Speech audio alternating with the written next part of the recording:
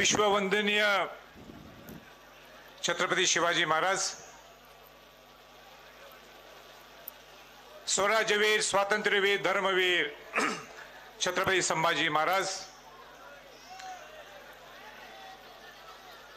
शिवाजी महाराजांचे दुसरे पुत्र, ज्यांनी 9 वर्ष तामिळनाडू मधनं मराठ्यांचं साम्राज्य चालवलं, ते छत्रपती राजाराम महाराज, ज्यांनी 7 वर्ष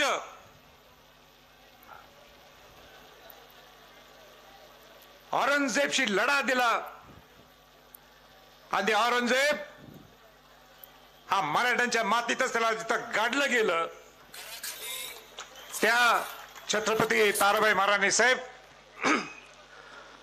राजश्री छत्रपती शाहू महाराज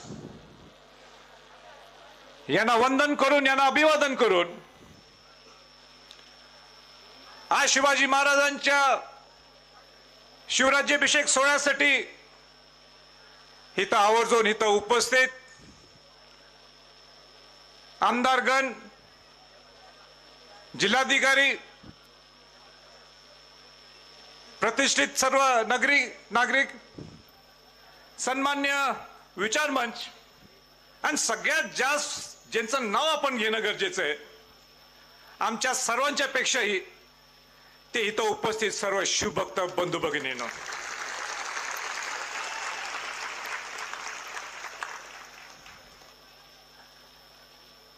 दोन 2007 ला आम्ही शिवराज्याभिषेक सोहळा हा 7 जूनला सुरुवात केला. शेकडो शिवभक्त होते. 350वा शिवराज्याभिषेक दिन सुद्धा आपण जोरात जोमाने साजरा केला. आणि मी नेहमी म्हणायचं की शिवाजी महाराजांना वंदन करण्यासाठी जनसागर दुर्गराज रायगडला आलेलं आहे. पण मला असं वाटतं की आपण आता शब्द बदलू. हा जनसागर नाहीये, हा शिवसागर असं म्हटलं तर काही चुकीचं होणार नाही.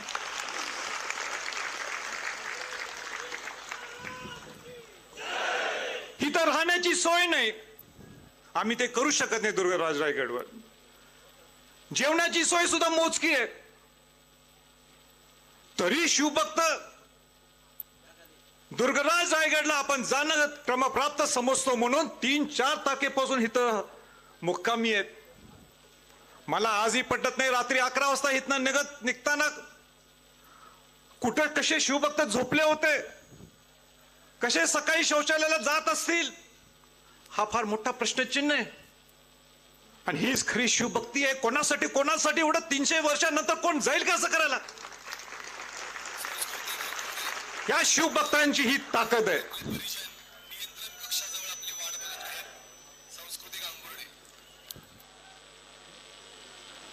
आणि म्हणून जेवढं मी शिवाजी महाराजांना वंदन करण्यासाठी आपण सगळे इथं आलो, मला अजून एक भावुक बोलायचंय. ते म्हणजे शिवाजी महाराजांचा मी विचाराचा, रक्ताचा वारस तर आहेच, म्हणून मी या शिवभक्तांना सुद्धा मला आज वंदन करायचंय. अरे साध्या पुढाऱ्यांचे हे कुठल्या कार्यक्रमाला सगळे आलेले नाहीयेत. हे खरे शिवभक्त आहेत. शिवाजी महाराजांचा राज्याभिषेक सोहळा महाराष्ट्रातून, देशातून, कानाकोपऱ्यातून आज वंदन करण्यासाठी आलेले.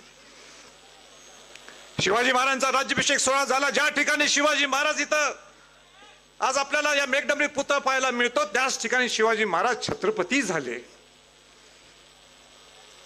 या राज्याभिषेकचं महत्व आपल्याला समजून घेणं गरजेचं आहे. हा काय नुसता साधा दिवस नाही, अनसाधारण दिवस आहे, अन्यसाधारण दिवस आहे. हो, सगळ्या बादशाहांना तुडून, गुलामगिरीतून मुक्त करून शिवाजी महाराज छत्रपती झाले. आपला हा राज्याभिषेक त्यांचा असला तरी खऱ्या अर्थाने त्यांनी स्वराज्य आपल्यासाठी निर्माण केलं. राज्याभिषेक सोहळ्याच्या वेळी एक नवीन पर्व होता, म्हणून राज्याभिषेक शक सुरू केला शिवाजी महाराजांनी. सोन्याचे नाणे स्वतःचे आपल्या राज्याचे पाहिजे, होण आपले स्वतःचा पाहिजे, नाणे आपले स्वतःचे पाहिजे. या राज्याभिषेक सोहळ्यातून हा मेसेज पूर्ण देशाला जगाला होता, हे शिवाजी महाराजांचं आणि आपलं सर्वांचं स्वराज्य सुरुवात झालेलं आहे. ह्या राज्याभिषेक सोहळ्याचं हे महत्व आहे. क्रांतिकारी दिवस आहे हा.